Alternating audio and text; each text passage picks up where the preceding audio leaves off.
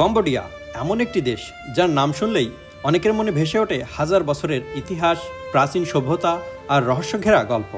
কিন্তু এই দেশের বর্তমান জীবন, মানুষের সংস্কৃতি ও শহরের সৌন্দর্য আসলে কেমন?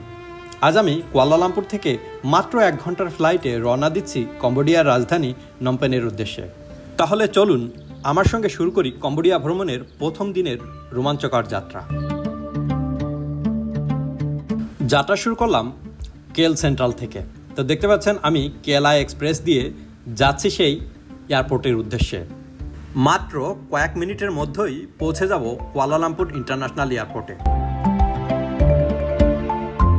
কুয়ালালামপুর ইন্টারন্যাশনাল এয়ারপোর্টের ভিতরের দৃশ্যটা ভীষণ দারুণ, নিট অ্যান্ড ক্লিন এবং এত সুন্দর সুন্দর দোকানপাট ভিতরে দেখতেই যেন মনে হচ্ছে কিছু একটা কিনে ফেলি।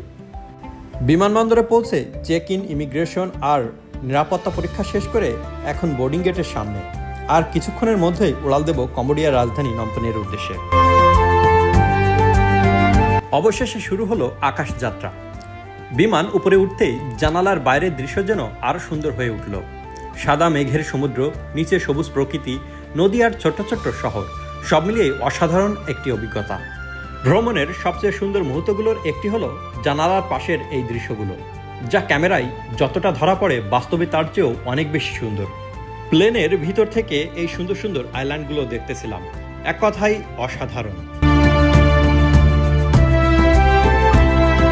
প্রায় 1 ঘন্টার যাত্রা শেষে অবশেষে পৌঁছে গেলাম কম্বোডিয়ার রাজধানী নমপেনে। নতুন দেশে পা রাখার অনুভূতিটা সবসময় বিশেষ। ইমিগ্রেশনের কাজ শেষ করে এবার শুরু হবে নতুন শহরে ঘুরে দেখার পালা। টেকো ইন্টারন্যাশনাল এয়ারপোর্ট থেকে একটা গ্রাব নিয়ে আমি চলে যাচ্ছি আমার হোটেলের দিকে।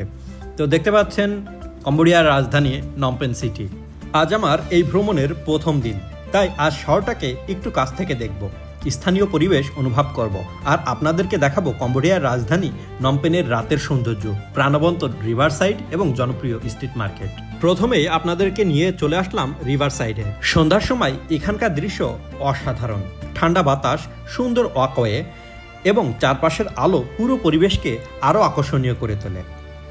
রিভার সাইডের পাশে রয়েছে রয়্যাল প্যালেস, ন্যাশনাল মিউজিয়াম, অসংখ্য ক্যাফে, রেস্টুরেন্ট, বার এবং হোটেল।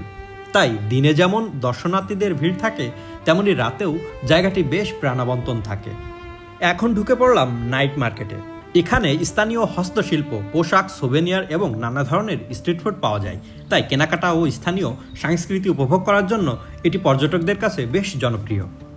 একটি নতুন দেশকে কাছ থেকে দেখা, নতুন মানুষ, নতুন সংস্কৃতি আর নতুন অভিজ্ঞতা, সব মিলিয়ে দিনটা ছিল সত্যি স্মরণীয়।